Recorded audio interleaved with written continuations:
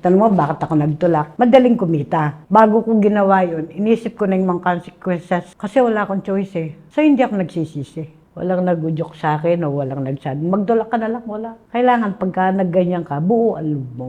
Hindi ako nakukulong kasi naglalagay ako eh. Kilala ko ng mga pulis. Pag nire-raid ako, wala silang nakukuha.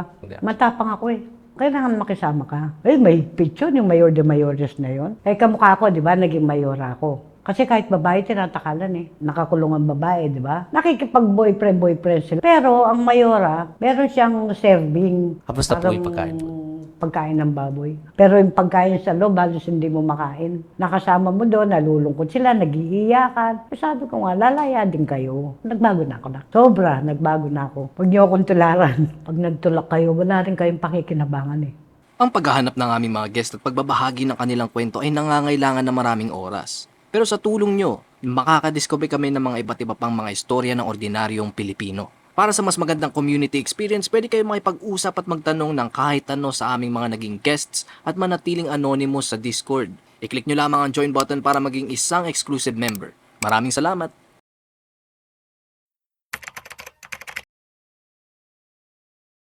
Ako si Michelle David, dating nakulong.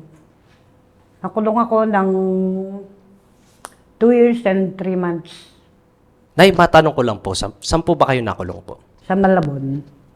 So, bago po natin pag-usapan yung pagkakulong po ninyo, no, pwede niyo po ba kaming kwentuhan ng yung buhay niyo po dati bago po kayo makulong? Ano po yung naging trabaho niyo, yung mga ganun po? Ano kasi ako eh, nagtulak ako. At tanong mo, bakit ako nagtulak? Naging ano kasi yun eh, naging bread and butter ko kasi iniwan kami ng asawa ko, may 2 akong anak. Kailangan mag-aaral. Nag-aaral kasi sila eh. So, wala akong source of income. Kaya, bakit ko pinili ito? Pinili ko kasi, para sa akin, madaling kumita sa ganitong paraan. Mga gano'n din po kayo katagal nagtulak noon dati po? Matagal-tagal din. Years din, siguro. Mga 5 years, gano'n. Hindi ko pinagsisisihan. Bakit? Kasi ginawa ko yun eh. Bago ko ginawa yun, inisip ko na yung mga consequences na darating sa buhay ko. Kasi wala akong choice eh. Wala akong papakain sa mga anak ko, nag-aaral sila. So hindi ako nagsisisi. Nung nagbebenta po kayo, ma'am, Anay, mga magkano po yung kinikita nyo sa isang araw po? Siguro, more or less, 1K, gano'n. At that time nun eh, mabali pa yung pera natin, di ba? Sapat naman yun para po sa... Oo naman, oo. Sobra pa nakakapagalaga pa ako ng nagpapakain pa ako. Pagka meron nagugutom, pakainin ko sila.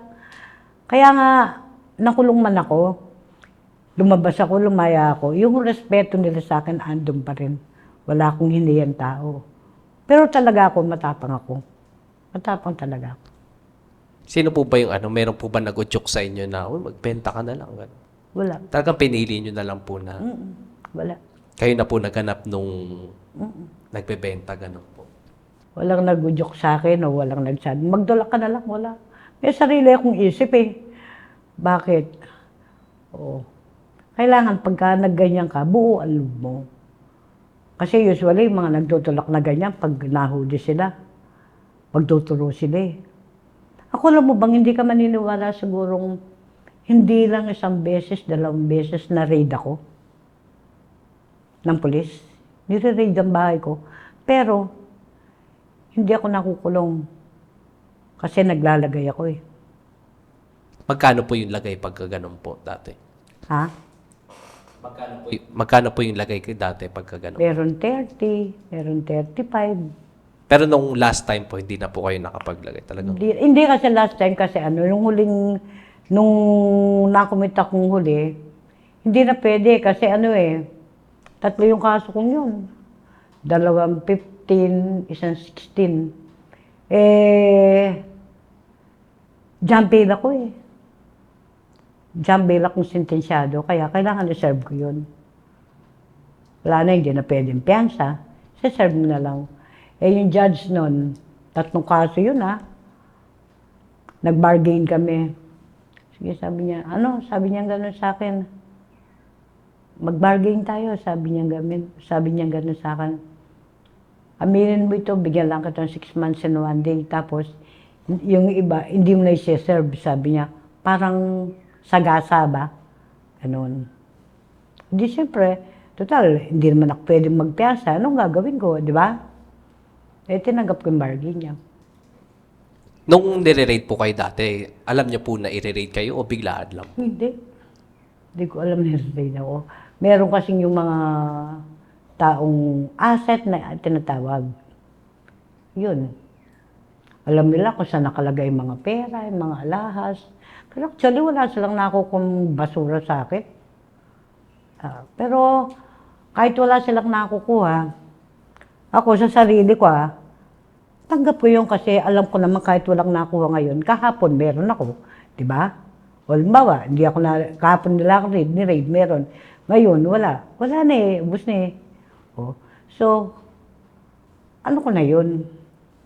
Di kamukha ng iba, nire-raid sila, nagwawala sila, ganun. Eh, nung mga nagdaan na araw, meron ka naman di ba? Nagmamalinis ka. Nako, hindi. So pagka yung mga pulis po nandun sa loob ng bahay po ninyo, di naman po kayo kinakabahan? Medyo lang, pero tanggap ko. Kasi illegal yan Hindi naman nila ako sasaktan Huwag lang nila ako masaktan. Hindi ako nakatikim ng pananakit ng mga pulis. Hindi nila ako sinaktan. Tsaka kilala ako ng mga pulis. Nung araw, kilala nila ako. Sabi nga sa akin, pag nahuli ako ngayon, lalabas ako mamaya. Kasi bibigyan ako pera Paano po ba kayo nahuli po? Naaalala niyo pa po ba yung pagkakasunod-sunod?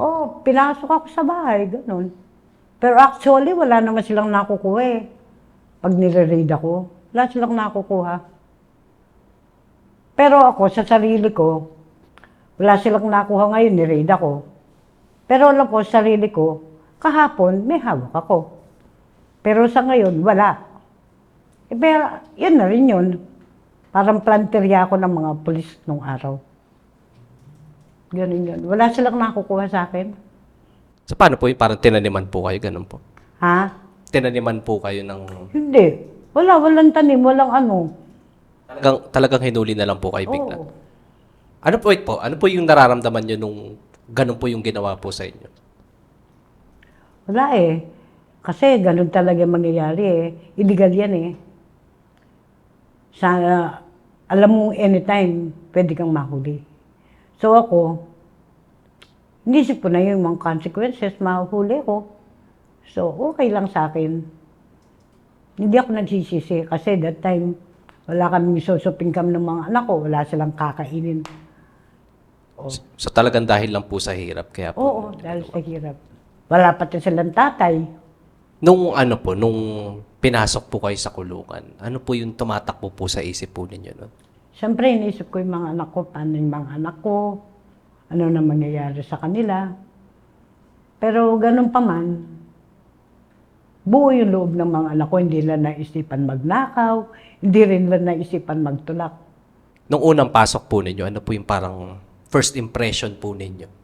Ano po yung reaction nyo dun sa loob? Sa loob, wala. Talagang wala po, hindi po kayo parang natatakot, gano'n, o Hindi. kaya kinakabahan. Hindi naman. Talagang wala lang po yung reaction. Matapang ako Kamusta naman po yung naging buhay niyo po doon? Pwede niyo po bang yung parang i-describe lang po sa amin yung environment sa loob ng kulungan po sa Malabon? Sa loob, okay naman. Kaya lang, kailangan makisama ka. Makasama ka sa mga preso, makasama ka sa mga BJNP. Ganun. Basta huwag kang, siyempre, silang nakakataas sa'yo, yung mga pulis, kailangan sumunod ka sa gusto nila. Ganun yun. Malinis po ba? Malinis naman po ba sa Oo Malabon? naman kasi, yung selda, ibig sabihin. Yung selda, may kanya-kanyang naka-duty doon. May tigahugas ng pinggan, may tigalinis ng CR, ganon, malinis. Pero magkahiwalay naman po yun sa mga lalaki tsaka sa babae. Ihiwalay yung selda, pero tabi-tabi lang. Tsaka nakapadlock yung pinto ng babae. Ito po, no? Ito po yung mga napapanood po natin sa TV, no? Yung mga gulo-gulo sa kulungan daw. Totoo po ba yun? Kayo po ba may mga na-experience kayong ganun? Ako, wala pa akong na-experience na gano'n dito sa Wala po Malabon eh. po dun sa... Sa Malabon, wala akong na-experience. Talagang ano lang po, yung parang... Ano lang ba, yung naninirahan lang kayo doon ng ano, Oo. mapayapa. Wala pong nagkagulo, suntukan, anything ganun. Hindi ko na-experience yun. Eh yung ano po, yung mga trato po sa inyo ng mga police po, ng mga officer doon, okay Mga naman BJMP, po ba? okay naman. Wala naman po yung parang Walang maltrato. bulilyaso. Wala. Basta't wala kang bulilyaso ha. Yung lumalaban ka sa kanila, sumasagot ka natural, BJMP siya. May mga presong ganun eh. Sumasagot sila sa mga BJMP. Ako yun ang inisip ko eh. Bago ko pakisamahan yung preso, pakisamahan ko yung BJMP. Kasi pag sinabi ng BJMP huwag ka lalabas, hindi ka makakalabas. Kasi merong yung time na, palabasin yung mga female kasi mainit. Sabihin, Pero pagka nagalit sa yung BJMP, naka-hold ka, hindi ka palalabasin. Ano po bang nangyayari kapag kunwari po yung isang preso doon nilapag yung utos ng BJMP po? Natatakalan sila. Ano po yun? Yung paddle, Yung sa ano po ba yan? Yan po ba yung sa mga gang po sa loob po? ano yun yung kahoy na nakababad sa isang drum na tubig. Pinapaddle. Sino po yung nagpapadel pagka ganun po? Yung mga nanunungkulan, may knowledge ang BGMP pag tinakalan ka, pinapaalam nila. Pinahayaan na lang din po kasi parang disciplinary dun sa... Oo. So kapwa preso din po yung mga... yung mga ano po, yung mga parang tratuhan po sa loob ng mga kapwa preso po, okay naman po ba siya? Okay naman. Kamukha ko, di ba, naging mayora ako. Nung nagmayora ako, kasi hindi naman kagad-kagad naging mayora ako eh. Siguro 1 taon pagkapasok ko, naging mayora ako. Sa akin, in-avoid ko yung takal. Kasi kahit babae, tinatakalan eh. Pag nagkamali. Walang takal nangyayari nung ako mayora. At saka kasi ako, ang trabaho ko doon, mayora ako, third chair ako. So, pag time na ng dalaw, lalabas ako. Magsisearch ako eh. Pag lumabas ako ng 9:00, lalabas ko na yung mga females. Doon sila nakaupo. Yan po, since nabanggit po ninyo na naging mayora po kayo, paano po ba maging isang mayora sa loob ng kulungan po? Pinili lang nila ako kasi nga daw, since na nakulong ako, wala akong bulilyaso. Kasi usually, pag halimbawa, nakakulong ang babae, di ba? So, naiinip sila. Nakikipag-boyfriend sila doon.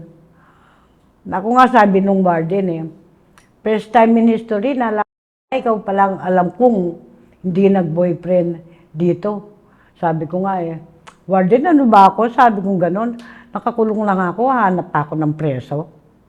Yun lang. Sulat, inahagis, ganon. Sulat-sulat lang. Ano po ba yung mga tungkulin ng isang mayora po sa loob? Ikaw yung mga babae mo, kailangan ayusin mo sila. Yung, bawal kasing yung lambing-lambingan. Kasi may pintuan, rehas eh. Bawal yung ganon. Kaya kailangan sinisinop mo rin sila. Pero bilang mayora po ba, kayo din po ba yung kasi nabanggit niyo po kanina din yung paddle po, di ba? Kayo din po ba yung nag-execute ng ganon? Ako hindi. Hindi. Kasi kawawa babae sila eh. Kasi ako naranasan kong mapadel eh. Kasalanan nung isa, nadamay kami. Lahat. Ang sakit. Kaya iniwas ko yun kasi mga babae lang sila eh.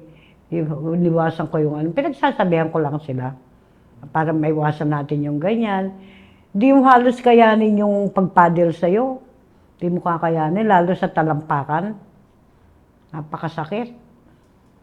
So hindi po kayo yung kasi 'di ba sa mga movies po, yung mga palabas po, 'di ba, makikita yung mayora maangas yung hinihilot-hilot pa po sa likod, hindi po yung ganun. Hindi totoo yan. Pero ang mayora, meron siyang serving.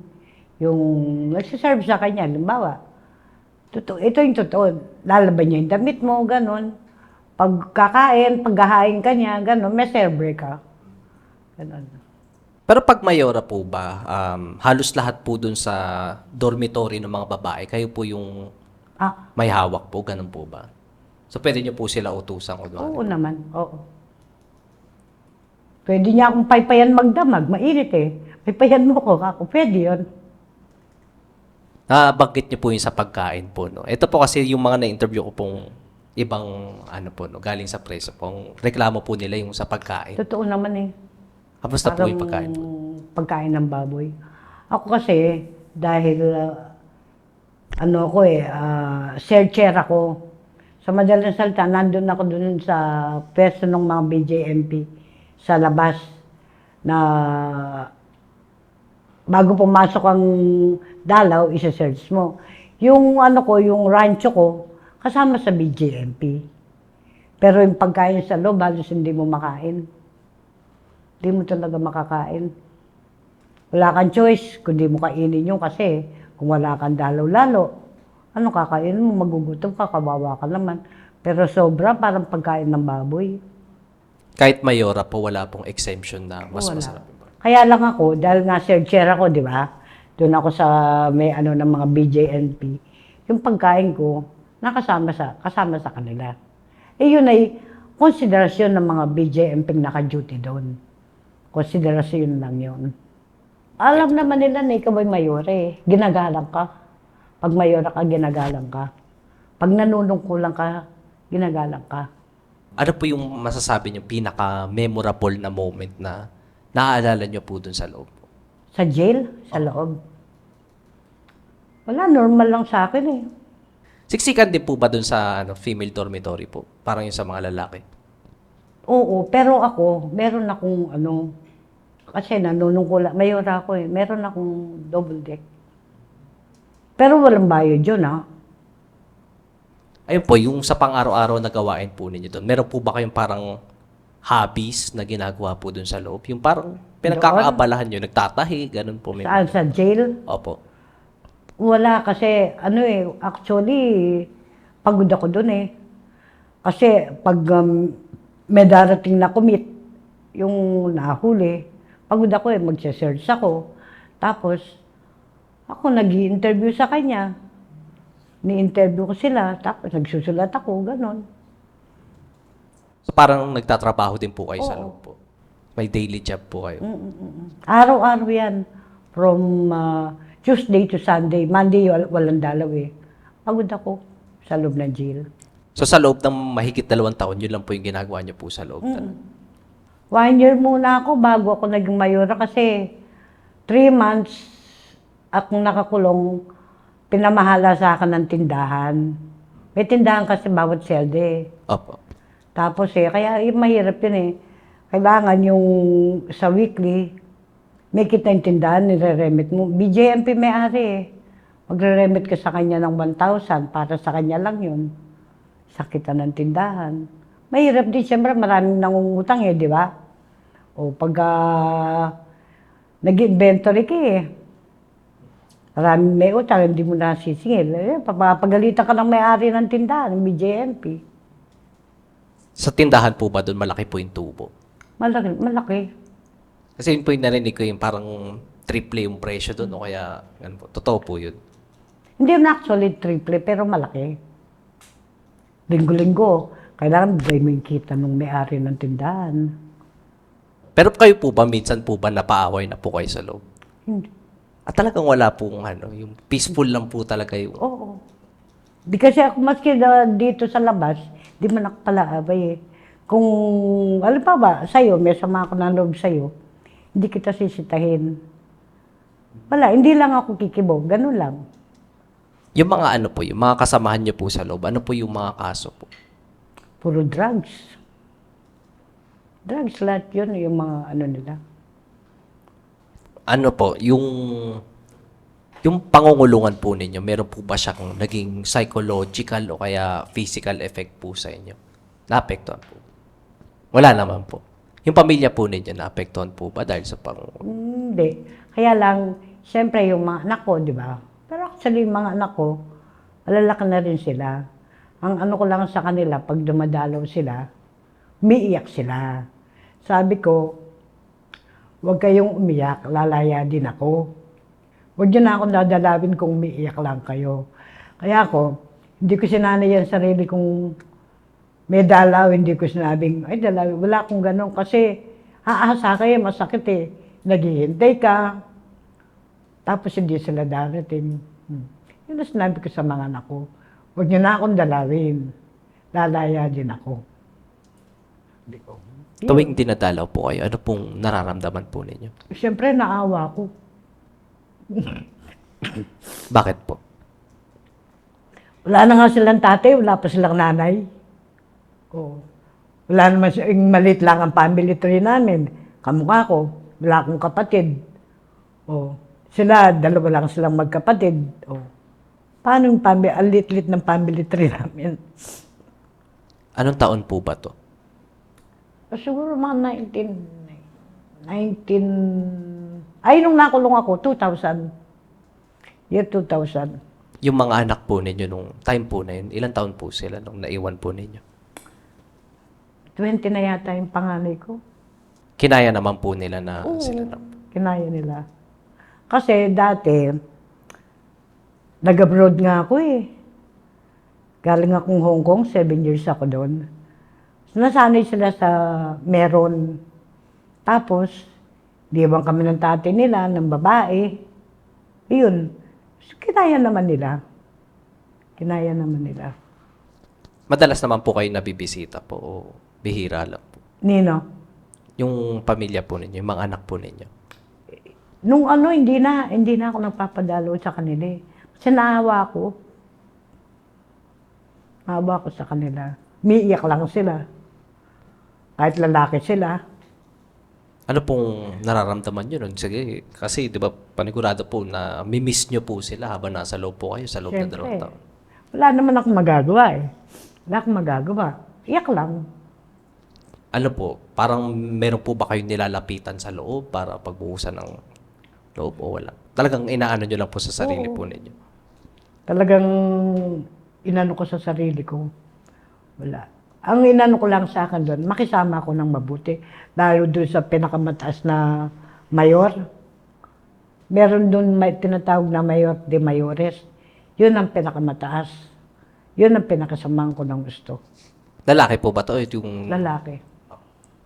sila po, alam nyo po ba yung parang ginagawa usually ng mga mayor de mayores po ba yun? Tama po. Eh, may picture yung mayor de mayores na yon. Sobrang higpit nun. Lahat sila maano doon. Pero ako, dahil naman wala naman akong pinakikisamang pangit, okay lang ako. Okay lang ako. Pag sinabi no, kailangan sundin mo. Yung mayor de mayores, kailangan sundin mo. Pagka hindi po, takal po ulit. Ganun. O, minsan nga, mapapadlock ka pa eh. Hindi ka makakalabas kasi meron silang oras na pinapalabas nila yung mga preso, magpapahangin. O, meron time na pati dalaw mo, mababan. Tsaka bawal lang bastusin mo yung dalaw. May mga ganun po, yung mga nambabastos ng dalaw po. Meron siyempre mga lalaki, pag may dalaw. Yung pipito sila, gano'n, bawal yun, gano'n. Tsaka yung lagawan mo yung, bawal, may dalaw, nilagawan mo siya, bawal lang gano'n. May mga ano po ba kayo? May share po kayo sa amin na sikreto po dun sa loob. Mga kadalasang ganap po. Wala yata ako may sisir, wala ako kasing ano eh. Kasi nung nakulong ako, talagang all spare sa akin naramdaman ko. Wala akong naramdaman na agrabyado ko, wala akong naramdaman na inaapi-api ako. Hindi ako nakaramdam kasi ng ganun eh. Nung mga panahon po na yun, no, wala po bang programa yung BJMP para tulungan kayo sa... Wala. At saka nung, ang alam ko kasi, di ba, meron silang good time conduct allowance, di ba? Yung mga nakakulong. Kasi pag may good time conduct allowance, yung halimbawa, nakulong ka, tapos may dumalo sa'yo, bawas, ano yun, bawas sentensya. Pero sa malit na jail kasi, walang ganun. Sa malaking jail lang yun. So maliit lang po talaga itong Malabon City Jail. Oo. Kasi pag nandito ka lang sa Malabon, ano lang yung sentensya mo, 2 years lang o konting araw, dito ka lang sa maliit na jail. May ano po ba kayo? May mga rules po kayo dun na parang ine-enforce nyo po lagi? Since mayora po kayo. Wala. Talagang ano lang po, respeto lang sa isa't Oo. isa. Ganun po yun. Sa akin nung ako mayora, ewan ko yung mga, kasi may inabutan akong mayora din dun eh. Binaba siya dahil nga lumalaban sa mga BJMP, ganun. Kaya binaba siya sa pwesto niya. Ako pinalit. Pero actually, pagka ginagawa kang mayora, botohan yan eh. Ako pinili ako ng warden. Yun ang ano ko kasi, ang bait nga ako. Walang bulilyaso. Naniniwala ka ba pag Saturday? Sabi ng mga nanunungkulan, inom tayo. Umiinom ako pag Saturday. Umiinom kami pag Sabado. Pero may permit ang warden doon pag-iinom kami. Lahat ng gagawin namin, may anak si warden. Ano po pala, no? Ilang taon po ba kayo nung nakulong po kayo? Ano? Ilang taon po kayo nung nakulong po kayo? Ano na? Ang taon ba ako? Less than 60 yata ako noon. O 50 plus. Nung ano po, no? Nung makakalaya na po kayo, ano pong naramdaman po ninyo? No? Siyempre, masaya ako. Ako di ba, trabaho pa yun every Monday kasi nagpa-flag ceremony kami. Ako naglilid ng mga preso, 7 o'clock. Magbabayang magilaw kami. Tapos ng flag ceremony, tinawag ako ng warden. Laya ka na, sabi niya, anong oras mo gustong lumaya? Tinanong pa ako. Sir, kayo bubahala, sabi ko kung anong oras niyo ako palalayain. Laya ka na nga, sabi niya gano'n. Alam mo ba, first time in history, ikaw ang lumayang maaga, 7 o'clock in the morning. Ako kauna-una lumaya daw, alas 7 ng umaga. Masaya rin naman, masaya, pero din lungkot. Yung mga nakasama mo doon, nalulungkot sila, nag-iiyakan. Sabi ko nga, lalaya din kayo. Akong ganon. Masayang malungkot. Ano po yung unang ginawa po ninyo pagkalabas po ninyo? Di uwi ako sa bahay. Tapos, wala, doon yung mga anak ko. Ando yung anak ko. Tapos sabi ko, paano kaya ako mag-i-start ng bagong buhay? Yung anak ko kasi, nasa Pampanga na yun. Nasa Pampanga sila eh. Tapos yung isa nandito, nagtatrabaho sa factory worker. Nakasurvive naman kami. Hindi nga lang maluho kami dati.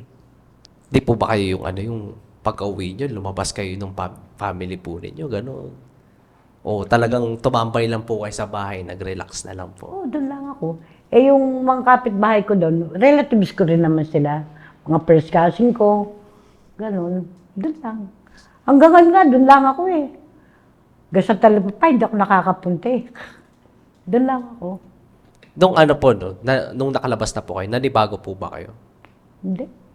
Marami pa nga bumibiyahe sa akin eh. Kumukuha. Wala na eh. Wala na. Nakulong nga ako eh, sabi ko nga. Nag-ano nga ako eh, siyempre, nakulong ako, di ba? Lumaya ako. Kahit paano, hindi naman lahat ng tao eh, maunawaan kayo, di ba? May mga bastos din tao, pero kung hindi ako nakaranas ng pambabastos dahil nagtulak ako, hindi. Hanggang ngayon yung paggalang nila ako, paggalang nila sa akin, andun pa rin. Tingin niyo po ba anong pagkalabas po ninyo, nagbago na po kayo? Nagbago na ako na. Sobra, nagbago na ako. Ano po yung pagkalabas po ninyo, ano na po yung ginawa niyo pong trabaho po? Sa labas, doon. Wala lang yun. Kasi may apo kong inalagaan nun eh. Iniwan ng nanay, anak ng bunso ko. Yun, umalis yung nanay, iniwan yung anak niya, 8 months. Yun, pinalaki ko. Actually, ngayon, tapos na ng 24 years old na eh. Ano na siya, nasa Dunkin' Donuts siya. Naging full-time lola na po kayo, gano'n po? Ano? Naging full-time lola na po, Oo. pagkalabas po? Madami na akong madami akong inalagaan. Madami akong pinalaki. Kasi nung araw may pera naman ako eh. Walang ano yung sa akin yung pera kasi nga nag-abroad ako, di ba?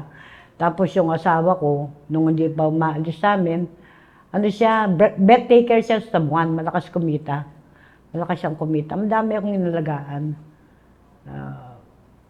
No regrets naman ako kahit hindi nila tanabi ng utang na loob eh. Basta't ako, minahal ko sila, pinalaki ko sila ng maayos. Bali, ngayon po, ano po yung plano niyo po sa hinaharap po? Wala. Hinihintay ko na lang mamatay ako. 75 na ako sa November eh. Wala akong hinihintay na ano. Sabi ko nga, sana kunin na ako ni Lord. Ano bang hinihintay ko? Wag naman po. Wala na akong hinihintay. Yung pinalaki ko, regular na sa Dunkin' Donut. Hindi ko alam kung manager na yata siya. But thank you, Lord. Napalaki ko siyang maayos. Ano po, final message niyo po sa mga manonood po natin? Huwag niyo akong tularan. Kasi pag nagtulak kayo, wala rin kayong pakikinabangan eh. Uubusin din ng mga pulis. Ubusin din nila yung mga kinita niyo. Kukunin nila yun. Hahalugin ka ng bahay mo kung anong pwede nilang pakinabangan, kunin nila. Kaya so, wag na. Meron naman ibang way para mabuhay. Kung gusto nyo manood ng mga dokumentaryo galing sa mga interviews namin, huwag nyong kakalimutang i-check ang isa pa naming YouTube channel, Off the Record Beyond Borders. I-click nyo lang ang link sa description. Maraming salamat!